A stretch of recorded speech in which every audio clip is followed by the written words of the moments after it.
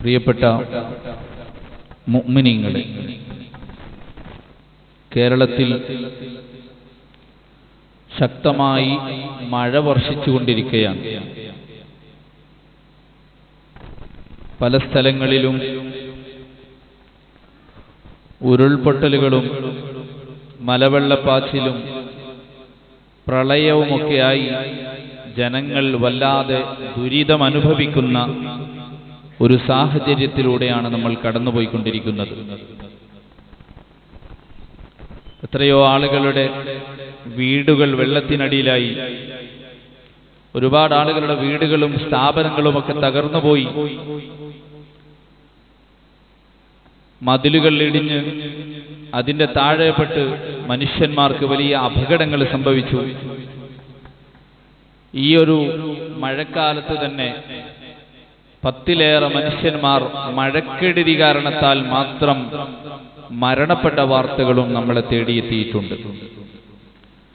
ചുരുക്കത്തിൽ മഴയില്ലാതെ വേനലിന്റെ വല്ലാത്ത രൂക്ഷത അനുഭവിച്ച് മഴയ്ക്ക് വേണ്ടി നമ്മൾ തേടിയിരുന്നു. എന്നാൽ മഴ പെയ്തപ്പോൾ ആ മഴ വലിയ പ്രയാസമാകുന്ന സാഹചര്യവും നമ്മുടെ മുമ്പിലുണ്ട്. കലക്ടർമാർ ഇടയ്ക്കിടയ്ക്ക് സ്കൂളുകൾക്ക് അവധി പ്രഖ്യാപിച്ചുകൊണ്ടിരിക്കുകയാണ്. നമ്മുടെ കുട്ടികൾ മഴയുടെ ദുരിതങ്ങളിൽ പെട്ടുപോവണ്ട എന്ന് കരുതിയിട്ടാണ് ജില്ലാ ഭരണാധികാരികൾ ഇടയ്ക്കിടയ്ക്ക് ആവശ്യമാണ് എന്ന് തോന്നുന്ന സാഹചര്യങ്ങളിൽ അവധി പ്രഖ്യാപിക്കുന്നത്. കേരളത്തിലെ ചില ജില്ലകളിൽ അവധി കിട്ടുമ്പോൾ അവധി കിട്ടാത്ത ജില്ലക്കാര് കലക്ടർമാരുടെ പേജിൽ പോയിട്ട് അവധിക്ക് വേണ്ടിയിട്ട് അപേക്ഷിക്കുന്ന കാഴ്ചകൾ നമ്മൾ കാണുന്നുണ്ട്. ഞങ്ങളുടെ നാട്ടിലും മഴയുണ്ട്, ഞങ്ങൾക്കും വേണം അവധി എന്ന് കുട്ടികൾ തന്നെ ആവശ്യപ്പെടുകയാണ്. യഥാർത്ഥത്തിൽ നമ്മൾക്ക് ഇതൊക്കെ വളരെ തമാശയായി തോന്നുമെങ്കിലും മഴയുടെ കാര്യം ഒരു വേള ഖൈറാകുമ്പോൾ അത് ദുരിതത്തിന്റെ രൂപത്തിൽ നമ്മുടെ മുമ്പിലേക്ക് വരും എന്നുള്ള ഒരു ബോധം നമ്മൾക്ക് എല്ലാവർക്കും ഉണ്ടാവണം. മഴവെള്ളം കാണുമ്പോൾ അതിൽ കളിക്കാൻ ആഗ്രഹിക്കുന്നവരായിരിക്കും കുട്ടികൾ. അങ്ങനെ കുട്ടികൾ മഴയുടെ കെടുതിയിൽ പെടണ്ട എന്ന് കരുതി കലക്ടർമാർ അവർക്ക് അവധിയൊക്കെ കൊടുത്തിട്ട് അവരെ വീട്ടിലിരുത്തണമെന്ന് വിചാരിക്കുമ്പോൾ ആ കുട്ടികൾ വെള്ളക്കെട്ടിൽ പോയി ചാടിക്കളിക്കുകയാണ്. നീന്തം പോലും വശമില്ലാത്തവരാണ് നമ്മുടെ കുട്ടികൾ പലരും. യഥാർത്ഥത്തിൽ നമ്മുടെ കുട്ടികൾക്ക് നമ്മൾ പഠിപ്പിക്കേണ്ട വളരെ പ്രധാനപ്പെട്ട ഒരു കലയാണ് നീന്തൽ എന്നത്. അത് സുന്നത്ത് കൂടിയാണ്. അല്ലാഹുവിന്റെ റസൂൽ സല്ലല്ലാഹു അലൈഹി വസല്ലം തങ്ങൾ പഠിപ്പിച്ചിട്ടുണ്ട്, നിങ്ങളുടെ ആൺകുട്ടികൾക്ക് നിങ്ങൾ നീന്താൻ പഠിപ്പിച്ചു കൊടുക്കണം, അമ്പെയ്യാൻ വേണ്ടി പഠിപ്പിച്ചു കൊടുക്കണം, നിങ്ങളുടെ പെൺകുട്ടികൾക്ക് നിങ്ങൾ തയ്യൽ പഠിപ്പിച്ചു കൊടുക്കണം. അല്ലാഹുവിന്റെ റസൂൽ നമ്മളോട് പഠിപ്പിച്ചതാണ്. ഇപ്പൊ ഈ പ്രളയം വരുമ്പോ നമ്മൾ പലപ്പോഴും ആലോചിക്കാറുണ്ട്, ആ കുട്ടിക്ക് നീന്തറിയുമായിരുന്നെങ്കിൽ രക്ഷപ്പെട്ടേനെ എന്ന്. റസൂലുള്ളാഹി തങ്ങൾ പറഞ്ഞത് പാലിച്ചിരുന്നെങ്കിൽ നമ്മൾ രക്ഷപ്പെടുമായിരുന്നു. പ്രിയപ്പെട്ടവരെ, ഞാൻ ഓർമ്മപ്പെടുത്തുന്നത്, ഈ വിധത്തിലുള്ള ദുരിതങ്ങളൊക്കെ വരുമ്പോൾ വളരെ അശ്രദ്ധമായാണ് ഇതിനെയൊക്കെ നമ്മൾ തന്നെ കൈകാര്യം ചെയ്യുന്നത്. ആ വിഷയത്തിൽ നമ്മൾക്ക് വലിയ ജാഗ്രതയുണ്ടാവേണ്ടതുണ്ട്. ഒരിക്കലും പ്രളയജലം നമ്മൾക്ക് കളിക്കാനോ കുളിക്കാനോ ഉള്ളതല്ല, നമ്മൾക്ക് നീന്തം പഠിക്കാനുള്ളതല്ല. പുറമേ നമ്മൾ വെള്ളം ശാന്തമായിട്ടായിരിക്കും കാണുന്നത്. പക്ഷേ ആ ശാന്തതയുടെ അപ്പുറം അതിൻ്റെ അടിത്തട്ടിൽ വലിയ അപകടങ്ങൾ പതിയിരിക്കുന്നുണ്ട്. നമ്മൾക്കറിയില്ല അത്.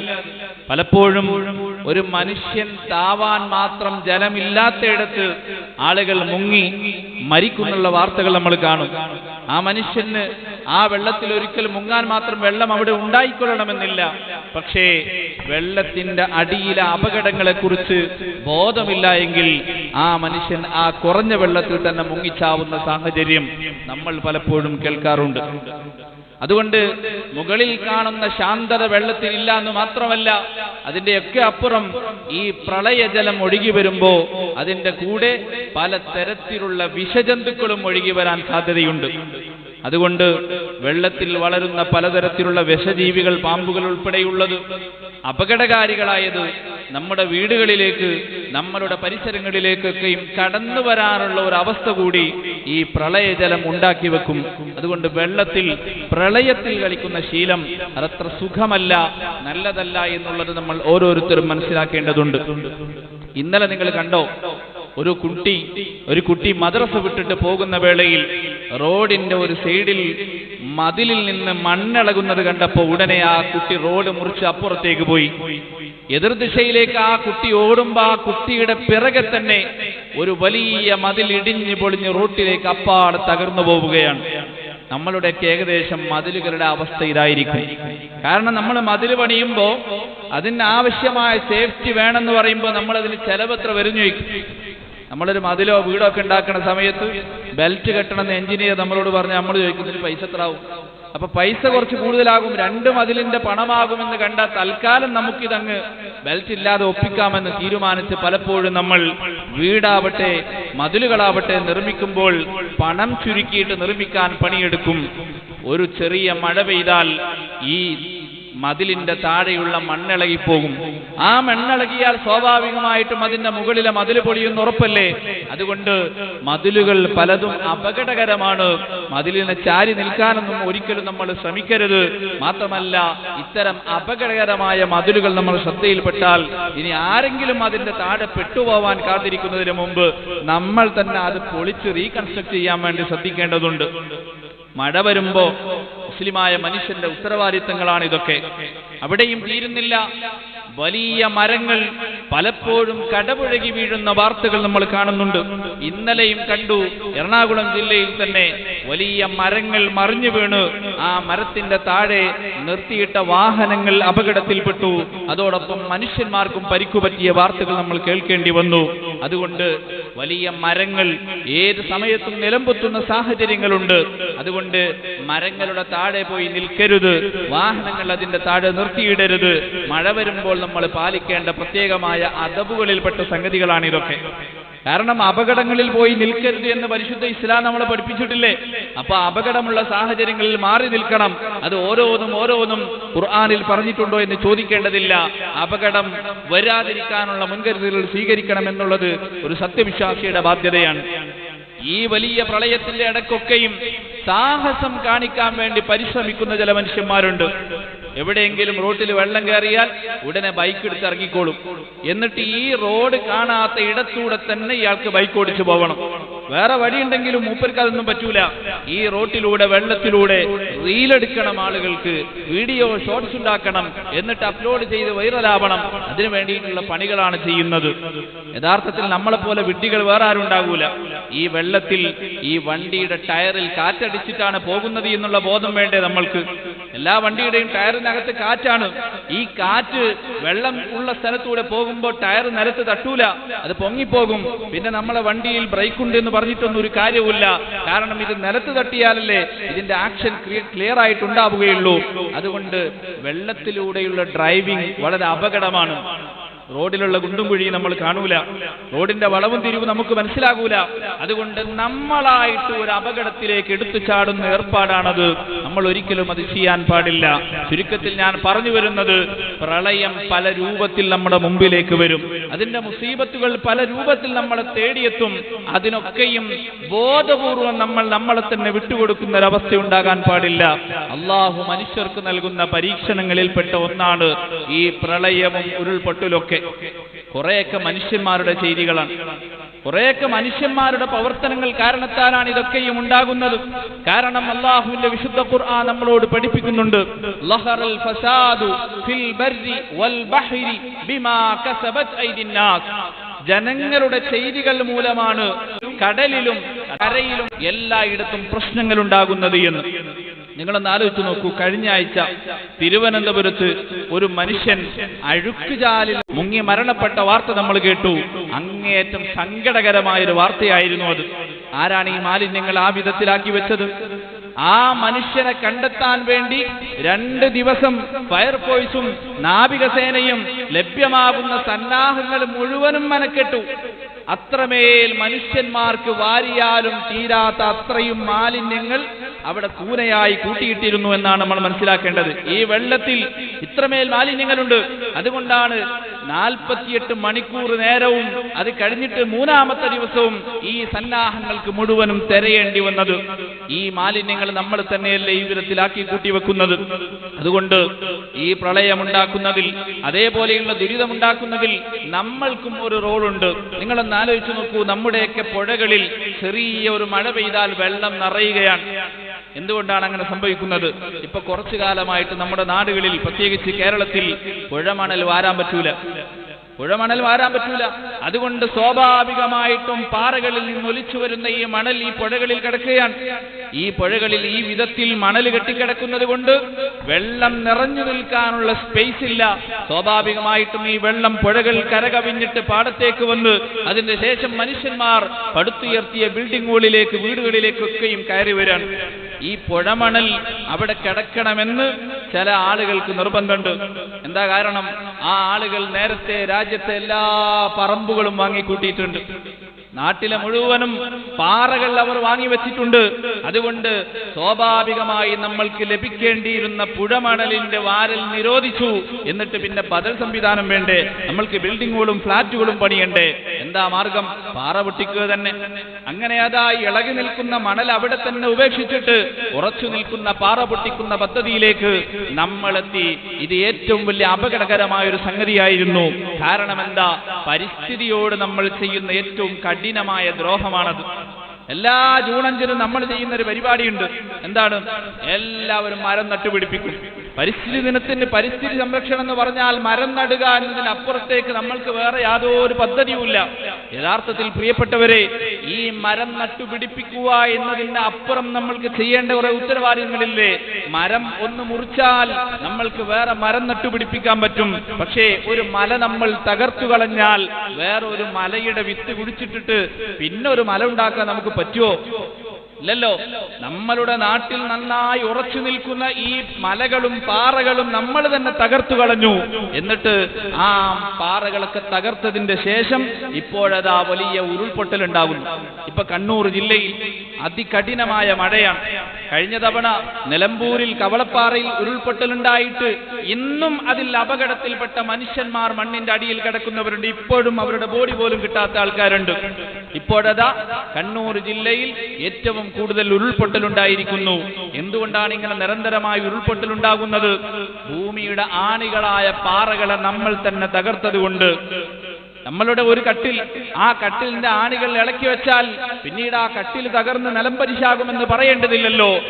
വിശുദ്ധമായ ഖുർആൻ പറയുന്നുണ്ട്, വൽ ജിബാല ഔസാദ, പർവ്വതങ്ങളെ ഭൂമിയുടെ ആണികളാക്കിയിട്ട് നിങ്ങൾക്ക് നിശ്ചയിച്ചു തന്നിട്ടുണ്ട് എന്ന്.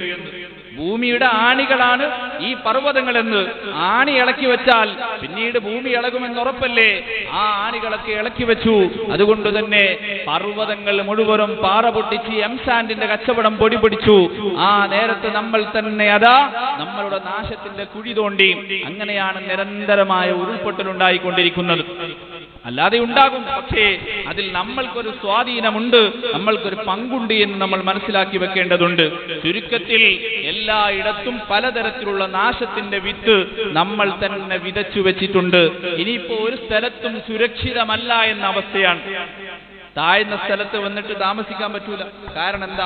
പ്രളയമുണ്ടാകും.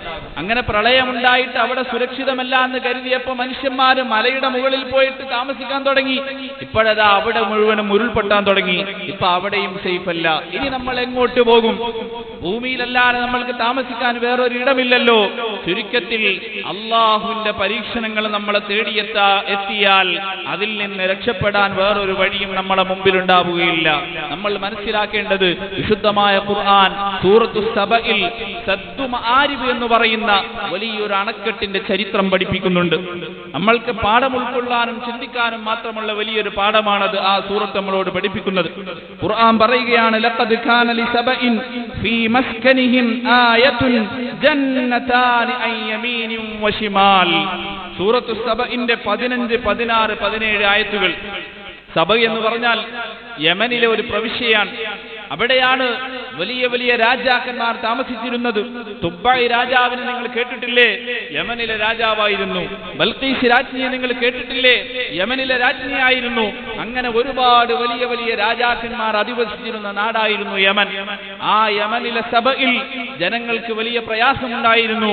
അങ്ങനെയാണ് ആ നാട്ടിലെ ജനങ്ങളുടെ വെള്ളത്തിന്റെ പ്രയാസങ്ങൾ പരിഹരിക്കാൻ വേണ്ടി അവിടെ ഒഴുകി വരുന്ന മഴവെള്ളം സംഭരിക്കാൻ വേണ്ടിയിട്ട് ആദ്യമായി ലോകത്തൊരു അണക്കെട്ട് പണിയുന്നത്. ലോകത്തെ ഏറ്റവും ആദ്യമായിട്ട് അണക്കെട്ടുണ്ടാക്കിയത് സബഇ നിവാസികളാണ്, യമനിലെ രാജാക്കന്മാരാണ്. അങ്ങനെ ആ അണക്കെട്ടിന്റെ പേരാണ് സദ്ദു മആരിബ്. അത്രയും കാലം കുടിവെള്ളം പോലും ലഭ്യമില്ലാതിരുന്ന ആ മനുഷ്യന്മാർ ആ അണക്കെട്ടിന്റെ സമൃദ്ധിയിൽ അതിൽ നിന്ന് ലഭിക്കുന്ന യഥേഷ്ടമായിട്ടുള്ള വെള്ളം ഉപയോഗപ്പെടുത്തിയിട്ട് നാട് കൃഷി കൊണ്ട് അങ്ങ് ധന്യമാക്കി. സമ്പൽ സമൃദ്ധി അവർക്ക് യഥേഷ്ടം ലഭിച്ചു. എല്ലാ ഇടങ്ങളിലും കൃഷി, നാട്ടിൽ എല്ലാ തരത്തിലുമുള്ള വിളവുകൾ അവർക്ക് ലഭിച്ചു. അതിൽ നിന്ന് അവർക്ക് വലിയ ലാഭമുണ്ടായി. ഒരു കാലത്ത് വലിയ ദരിദ്രന്മാരായിരുന്ന സബയിലെ ആളുകൾ ഈ അണക്കെട്ടിൽ നിന്ന് അവർക്ക് ലഭ്യമായ വെള്ളത്തിന്റെ സമ്പൽ സമൃദ്ധി കൊണ്ട്, ധാരാളം വെള്ളത്തിന്റെ അനുഗ്രഹം കൊണ്ട് കൃഷി അവർക്ക് നാട്ടിൽ വികസിച്ചു വന്നു. ആ കൃഷിയിലൂടെ ആ നാടിനെ അവർ അനുഗ്രഹപൂർണമാക്കി. സ്വാഭാവികമായിട്ടും ദാരിദ്ര്യത്തിന്റെ കാലത്ത്, പട്ടിണിയുടെ കാലത്ത് നമ്മൾക്ക് എല്ലാവർക്കും പടച്ചോനെ പേടിയുണ്ടാകും. അള്ളാഹുവിനോട് നിരന്തരം ദ്വാരുന്നോണ്ടിരിക്കും. പക്ഷേ ഈ ദാരിദ്ര്യവും സങ്കടമൊക്കെ മാറുമ്പോഴോ പിന്നെ പടച്ചോനെ മറക്കുക എന്നുള്ളത് മനുഷ്യന്മാരുടെ ഒരു പൊതു സ്വഭാവമാണ്. യമനിലെ സഭയിലെ ആളുകൾക്കും അത് തന്നെയാണ് പറ്റിയത്. അള്ളാഹുവിന്റെ റഹ്മത്ത് അവർക്ക് യഥേഷ്ടം ലഭിച്ചിരുന്നു. ആ നാട്ടിൽ കൃഷി കൊണ്ട് അവർക്ക് വലിയ ഐശ്വര്യം ലഭിച്ചിരുന്നു. പക്ഷെ എന്താ സംഭവിച്ചതെന്നറിയോ? സമ്പത്ത് കുന്നുകൂടിയപ്പോൾ അവർ അള്ളാഹുവിനെ മറന്നു. പിന്നെ ആർക്കും ഒരു തരത്തിലുള്ള ആരാധനയും നന്മയും ഇല്ലാതെയായി. ആ നാട്ടിലെ ജനങ്ങൾക്ക് അള്ളാഹു നൽകിയ റഹ്മത്ത് നോക്കണം. ഒരു ജോലിക്കാരി തലയിൽ ഒരു കൊട്ടയുമായിട്ട് അവരുടെ തോട്ടത്തിലൂടെ നടന്നാൽ കൈകൊണ്ട് പറിക്കേണ്ട ആവശ്യമില്ല. കൊട്ട തട്ടിയിട്ട് ആ തട്ടുന്നിടത്തുനിന്ന് ആ തോട്ടത്തിന്റെ അപ്പുറം എത്തുമ്പോഴേക്കും അവർക്ക് യഥേഷ്ടം ഈ കൊട്ടയിൽ നിറയാൻ ആവശ്യമുള്ള അത്രയും വിഭവങ്ങൾ കിട്ടുമായിരുന്നു. അത്രമേൽ ഐശ്വര്യം അല്ലാഹു അവർക്ക് കൊടുത്തു. പക്ഷേ അവർ അഹങ്കാരികളായി. അങ്ങനെ ആ മനുഷ്യന്മാരുടെ ധിക്കാരം കൊണ്ട് അള്ളാഹുവിനോട് നന്ദിയില്ലാത്ത പെരുമാറ്റം അവർ കാണിക്കാൻ തുടങ്ങിയപ്പോ അള്ളാഹു ആ അണക്കെട്ടങ്ങ് പൊളിച്ചു കളഞ്ഞു. ആ നാട്ടിലെ ജനങ്ങൾക്ക് സമ്പൽ സമൃദ്ധി ഉണ്ടായത് ഈ അണക്കെട്ട് മൂലമാണ്. ആ സദ്ദു മആരിബിനെ അള്ളാഹു അങ്ങ് തകർത്തു കളഞ്ഞു. അതോടെ അതിന്റെ താഴ്ഭാഗത്ത് അവർ പടുത്തുയർത്തിയിരുന്ന വലിയ ബിൽഡിങ്ങുകൾ, അവരുടെ സംവിധാനങ്ങൾ എല്ലാം താറുമാറായി. അത്രയും കാലം എന്തുകൊണ്ടാണോ അവർക്ക് ഐശ്വര്യമുണ്ടായത്, അതേ മാധ്യമം തന്നെ അവരുടെ ദുരന്തത്തിന്റെ മാധ്യമമായി മാറുകയാണ് ചെയ്തത്. പ്രിയപ്പെട്ടവരെ, ഈ വിശുദ്ധമായ ഖുർആനി പഠിപ്പിക്കുന്നതിൽ നമ്മൾക്ക് വലിയ പാഠമുണ്ട്. നമ്മൾക്ക് വലിയ ഖൈർ അല്ലാഹു തന്നിട്ടുണ്ട്, വലിയ റഹ്മത്തുകൾ അല്ലാഹു തന്നിട്ടുണ്ട്. പക്ഷേ ആ റഹ്മത്തുകളൊക്കെയും ഏത് നിമിഷവും ഇല്ലാതെയായി പോകും. അതിന് കൂടുതൽ സമയത്തിന്റെ ആവശ്യമൊന്നുമില്ല. അതുകൊണ്ട് മഴ വരുമ്പോ അള്ളാഹുവിനെ പേടിച്ചുകൊണ്ട് പ്രാർത്ഥന നടത്തുന്ന ആളുകളായിട്ട് നമ്മൾ മാറണം. രണ്ട് പ്രാർത്ഥനകൾ അള്ളാഹു തട്ടുകയില്ലെന്ന് മുഹമ്മദ് മുസ്തഫ സല്ലല്ലാഹു അലൈഹി വസല്ലം തങ്ങൾ നമ്മളെ പഠിപ്പിച്ചിട്ടുണ്ട്. അതൊന്ന് ഇൻദൽ ഗൈസ്, മഴ പെയ്യുന്ന നേരത്താണ്. മറ്റൊന്ന് വഇൻദൻ നിദാ, വാങ്ക് കൊടുത്തതിന്റെ ശേഷവുമാണ്. അതുകൊണ്ട് മഴ പെയ്യുന്ന നേരം ദുആ ചെയ്യേണ്ട നേരമാണ്. റസൂലുള്ളാഹി തങ്ങൾ മദീന പള്ളിയിലെ മിമ്പറിൽ ഖുതുബ നടത്തുന്ന വേളയിൽ ഒരു മനുഷ്യൻ വന്നിട്ട് പറഞ്ഞു, യാ റസൂലല്ലാഹ് ഉദ്ഉല്ലാഹ അൻ യുഗീസനാ, മഴയില്ല, ഞങ്ങളുടെ കൃഷി മുഴുവനും നശിച്ചുപോയി, ഞങ്ങളുടെ ഭാര്യമാർ മക്കൾക്ക് മുലപ്പാൽ നൽകാൻ വേണ്ടി ആ മുലപ്പാൽ കുഞ്ഞുങ്ങളുടെ വായിൽ വെച്ചു കൊടുക്കുമ്പോൾ ചോരയാണ് വരുന്നത്, അത്രമേൽ വല്ലാത്ത വരൾച്ചയുണ്ടെന്ന് പറഞ്ഞ് സങ്കടപ്പെട്ട് പൊട്ടിക്കരഞ്ഞപ്പോ റസൂലുള്ളാഹി തങ്ങൾ പ്രാർത്ഥിച്ചു, അല്ലാഹുമ്മ അഗിസ്നാ, പടച്ചോനെ മഴ വേണേ എന്ന് പറഞ്ഞിട്ട് ദുആ ചെയ്തു. ഈ ഹദീസ് ഉദ്ധരിക്കുന്ന അനസ് റളിയല്ലാഹു അൻഹു പറയുന്നുണ്ട്, ആ നേരത്ത് വല്ലാത്ത വരൾച്ചയുള്ള കൊടും വേനലാണ്, മഴക്കൊരു സാധ്യതയില്ലാത്ത നേരമാണ്. മുത്തുനബിയുടെ പ്രാർത്ഥന കഴിഞ്ഞതേ ഉള്ളൂ, ആകാശം മേഘാവൃതമായി. പിന്നെ മഴയോട് മഴ, ഒരാഴ്ച നീണ്ടു നിൽക്കുന്ന മഴ. ആ മഴ കഴിഞ്ഞിട്ട് പിന്നീട് അടുത്ത വെള്ളിയാഴ്ച ഇതേ മനുഷ്യൻ പിന്നെയും വന്നിട്ട് റസൂലുള്ളാഹി തങ്ങളോട് പറഞ്ഞു, യാ റസൂലല്ലാഹ് ഉദ്ഉല്ലാഹ അൻ യുംസിക അന്നൽ മതർ, മഴ ഒന്ന് നിന്ന് കിട്ടണം, ഇങ്ങനെ മഴ പെയ്താൽ നിന്നുകൂടാ, അതുകൊണ്ട് മഴയൊന്ന് സ്റ്റോപ്പ് ചെയ്ത് കിട്ടാൻ വേണ്ടിയിട്ട് റസൂലുള്ളാഹി തങ്ങളോട് ആ സഹാബി പ്രാർത്ഥിക്കാൻ പറയുന്നു. അല്ലാഹുവിന്റെ റസൂൽ ദുആ ചെയ്തു, അല്ലാഹുമ്മ ഹവാലൈനാ വലാ അലൈനാ, പടച്ചോനെ മഴ ഇങ്ങനെ തലക്കുമീതെ പെയ്യരുത്, അതുകൊണ്ട് മഴ ആളുകൾ അധിവസിക്കാത്ത സ്ഥലങ്ങളിൽ പോയിട്ട് പെയ്തോട്ടെ, അതിനു വേണ്ടിയിട്ട് റസൂലുള്ളാഹി തങ്ങൾ പ്രാർത്ഥിക്കുകയാണ്. അതുകൊണ്ട് മഴ നമ്മൾക്ക് ഗുണകരമാവാൻ വേണ്ടിയിട്ട് നമ്മൾ ദ്വാരക്കണം. എന്താ മഴ ഗുണകരമാവാൻ ദ്വാരക്കേണ്ടത്? അല്ലാഹുമ്മ ജഅൽഹു സ്വയ്യിബൻ നാഫിഅ, അല്ലാഹുമ്മ ജഅൽഹു സ്വയ്യിബൻ നാഫിഅ, ഈ പെയ്യുന്നത് ഉപകാരപ്രദമാവണേ എന്ന പ്രാർത്ഥനയാണ് നമ്മൾ നടത്തേണ്ടത്. അതുകൊണ്ട് മഴക്കാലമാണ്, അപകടങ്ങൾ പലതും പതിയിരിക്കുന്നുണ്ട്. ആ വിഷയത്തിൽ നമ്മൾക്ക് വലിയ ജാഗ്രത വേണം. നമ്മൾ പലപ്പോഴും വെള്ളം കയറിയ വീടുകളിൽ ദുരിതാശ്വാസ പ്രവർത്തനങ്ങൾക്കൊക്കെ പോകും. ഒരു കാര്യം നമ്മൾ ഓർക്കണം, എത്രയോ ദിവസം വെള്ളത്തിൽ കിടന്ന മതിലാണിത്. ഏത് സമയത്തും ഇത് പൊട്ടി തലയിലേക്ക് വീഴാൻ സാധ്യതയുണ്ട്. അതുകൊണ്ട് മുൻകരുതലുകൾ എപ്പോഴും നമ്മൾ എടുക്കേണ്ടതുണ്ട്. മഴക്കാലമാണ്, മനുഷ്യന്മാർക്ക് പലർക്കും ജോലിക്ക് പോവാൻ പറ്റാത്ത സമയമാണ്. 2 ആഴ്ചയും 3 ആഴ്ചയൊക്കെ ആയിട്ട് ജോലിക്ക് പോകാത്ത ആൾക്കാർ നമ്മുടെ ഇടയിലുണ്ടാകും. നിർമ്മാണ പ്രവർത്തനങ്ങൾ നടത്തുന്ന ആളുകൾ, അവർക്ക് മഴക്കാലമാണ്. ഇന്നിപ്പോ ഒരാൾ റൂമിൽ വന്നു. അപ്പൊ അയാളോട് ഞാൻ ചോദിച്ചു, കച്ചവടമൊക്കെ എങ്ങനെയുണ്ട്? പറഞ്ഞു കച്ചവടം മോശമാണ്. അല്ലെങ്കിൽ പൊതുവെ മനുഷ്യന്മാർ കച്ചവടം ഉഷാറുണ്ടെങ്കിലും കച്ചവടം മോശമാണെന്നേ പറയുള്ളൂ. അപ്പൊ ഞാൻ ചോദിച്ചു, എന്തേ മോശമാവാനുള്ള കാരണം? അപ്പൊ അദ്ദേഹം പറയാണ്, ഭായിമാർക്കൊന്നും പണിയില്ല. ഭായിമാരെ നമ്മൾ പല ജോലിക്ക് വിളിക്കണ്ടേ? ജോലിക്ക് വിളിച്ചിട്ട് കാര്യമില്ല. കാരണം അവരെ പണിയെടുക്കാനുള്ള സാഹചര്യമില്ല. അവരെ കയ്യിൽ പണമില്ലാത്തത് കൊണ്ട് നമ്മുടെ കച്ചവടങ്ങൾ നടക്കുന്നില്ല. ചുരുക്കത്തിൽ ആളുകൾ വലിയ ദുരിതത്തിലുള്ള ഒരു നേരമാണിത്. അത് മനസ്സിലാക്കണം നമ്മൾ ഓരോരുത്തരും. ആ സമയത്ത് അത്തരം ആളുകൾ നമ്മുടെ പരിസരത്തെ വീടുകളിലൊക്കെയും ഭക്ഷണത്തിനോ മറ്റോ ഒക്കെ പൊറുതിമുട്ടുന്ന ആളുകളുണ്ടെങ്കിൽ അവരെയൊക്കെ ഒന്ന് മനസ്സിലാക്കാനും ആവശ്യമായ സഹായങ്ങൾ ചെയ്തു കൊടുക്കാനൊക്കെ നമ്മൾ മുമ്പന്തിയിലുണ്ടാവണം. ഇന്നലെ കാസർഗോഡ് കലക്ടറുടെ ഒരു ഫേസ്ബുക്ക് പോസ്റ്റ് ഞാൻ കണ്ടു. നിങ്ങൾ അവധിക്ക് വേണ്ടിയിട്ട് ഇങ്ങനെ അത്യാവശ്യം പറയരുത്. കാരണം സ്കൂളിലെ ഉച്ചഭക്ഷണം കൊണ്ട് ഒരു ദിവസത്തെ പട്ടിണി മാറ്റുന്ന കുട്ടികളും നമ്മുടെ കേരളത്തിൽ തന്നെയുണ്ട്. സ്കൂളിൽ ഉച്ചക്ക് ഭക്ഷണം ഫ്രീ ആണ്. ആ ഭക്ഷണം കിട്ടിയാൽ ഒരു ദിവസത്തെ പട്ടിണി മാറുന്ന കുട്ടികൾ നമ്മുടെ ഇടയിലുണ്ട്. അതുകൊണ്ട് നിരന്തരമായി സ്കൂളുകൾ അവധിക്ക് വേണ്ടിയിട്ട് നിങ്ങൾ മുറവിളി കൂട്ടുമ്പോൾ വേറെ ചില മനുഷ്യന്മാർ പട്ടിണി കിടന്നും മരിച്ചു പോകും. അതുകൊണ്ട് നമ്മുടെ ഇടയിൽ തന്നെ പലതരത്തിലുള്ള ആളുകളുണ്ട്. അവരെയൊക്കെ തിരിച്ചറിയാനും അവർക്ക് സഹായഹസ്തങ്ങൾ നൽകാനും ഒക്കെ നമ്മൾ മുൻപന്തിയിലുണ്ടാവണം. അള്ളാഹു നമ്മൾക്ക് റഹ്മത്ത് നൽകുമാറാവട്ടെ. എല്ലാ ദുരിതങ്ങളിൽ നിന്നും പടച്ച റബ്ബ് നമ്മെ എല്ലാവരെയും കാത്തു രക്ഷിക്കുമാറാവട്ടെ. ബിറഹ്മതിക യാ അർഹമർ റഹീമീൻ.